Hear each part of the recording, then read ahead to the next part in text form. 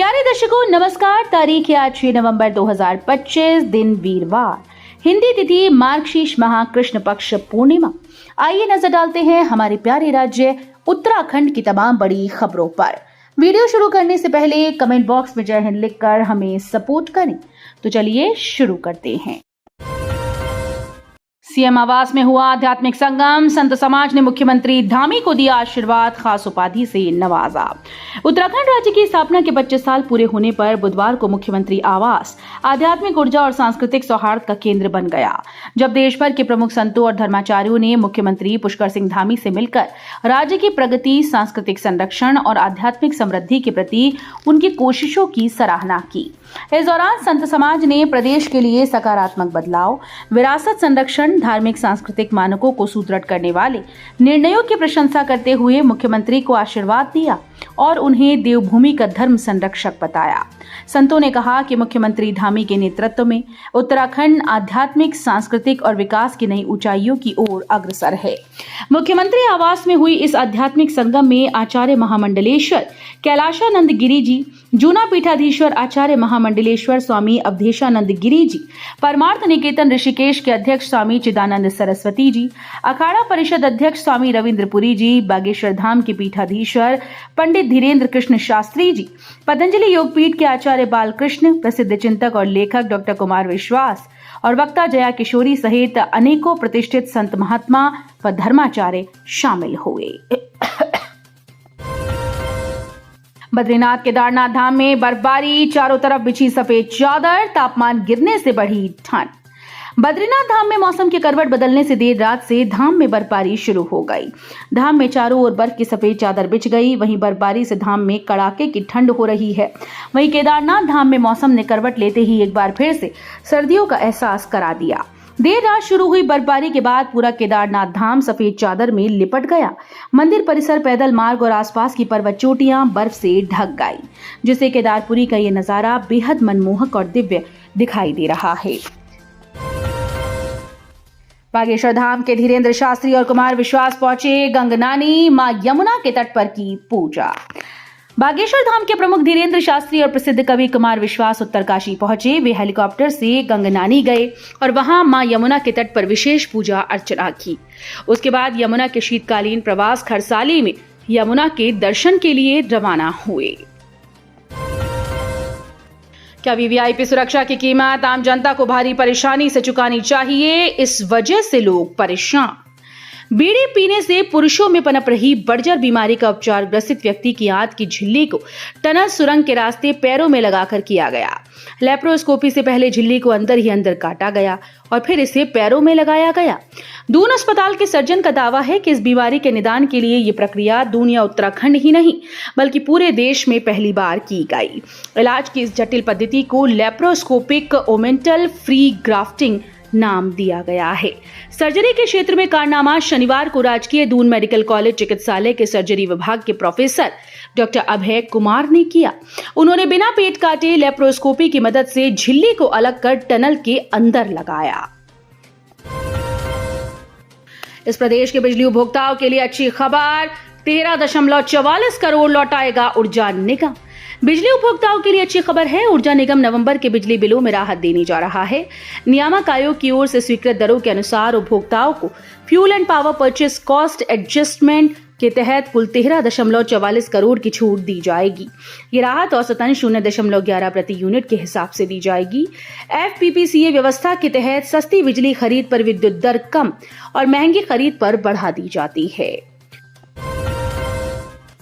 फर्जी फार्म और एम्बुलेंस में छिपाकर सप्लाई, 13 करोड़ की नकली दवा 6 राज्यों में खपाई।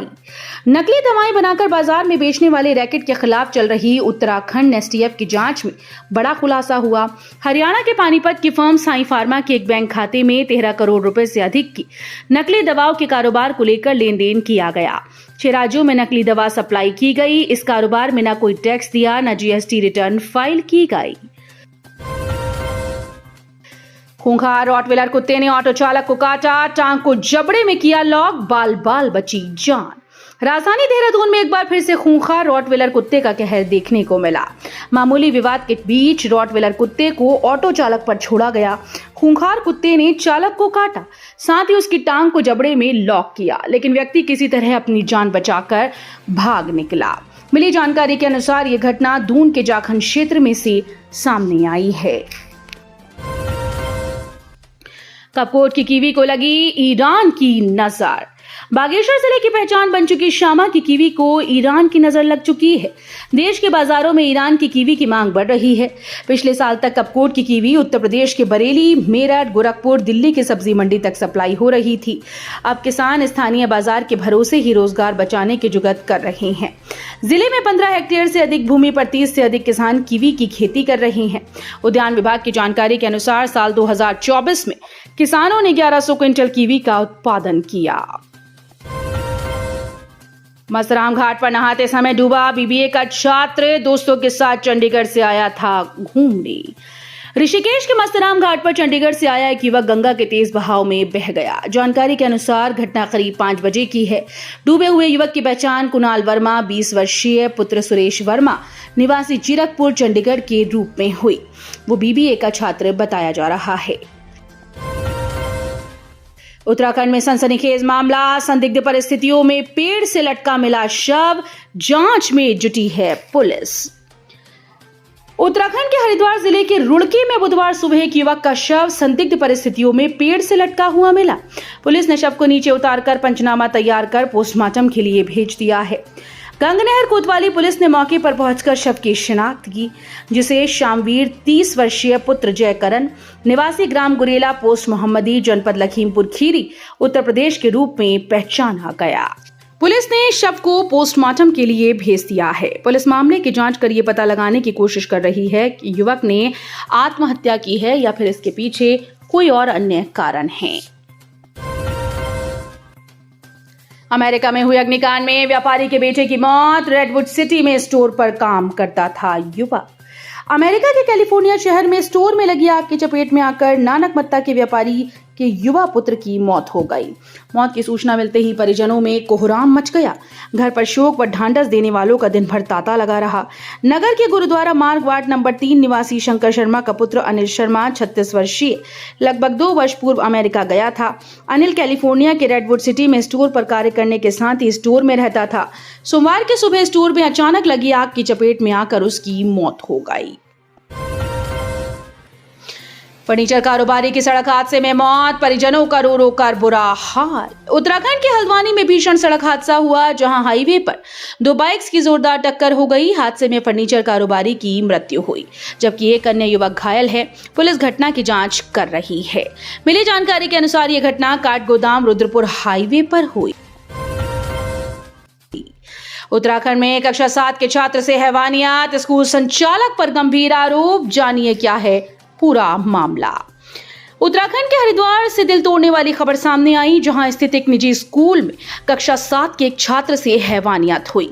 परिजनों का आरोप है कि स्कूल संचालक ने बच्चे की बेरहमी से पिटाई की, जिसमें छात्र को गंभीर हालत में दिल्ली एम्स रेफर किया गया। मिली जानकारी के मुताबिक ये घटना खानपुर क्षेत्र से सामने आई, जहां स्थित एक निजी स्कूल में 13 वर्षीय आयुष पुत्र राम कुमार पढ़ाई कर रहा है। वो स्कूल में कक्षा 7 का छात्र है। इस बीच बीते सोमवार को कक्षा में आयुष और एक अन्य छात्र के बीच झगड़ा हुआ। मामले की जानकारी पर पहुंचे स्कूल संचालक ने आयुष की बुरी तरह पिटाई कर दी। परिजनों का आरोप है कि उसके बेटे की आंख और कान पर गहरी चोट लगी। आनन फानन में परिजन उसे लक्सर के निजी अस्पताल ले गए, जहां उसकी गंभीर हालत को देखते हुए डॉक्टर्स ने उसे हायर सेंटर रेफर किया। गंभीर घायल छात्र को दिल्ली एम्स में भर्ती कराया गया है। परिजनों ने बताया कि चिकित्सकों का कहना है कि उनके बेटे की देखने और सुनने की क्षमता लौटने की संभावना कम है। तो ये थी उत्तराखंड की बड़ी खबरें। हम मिलेंगे अगले बुलेटिन में, तब तक के लिए धन्यवाद।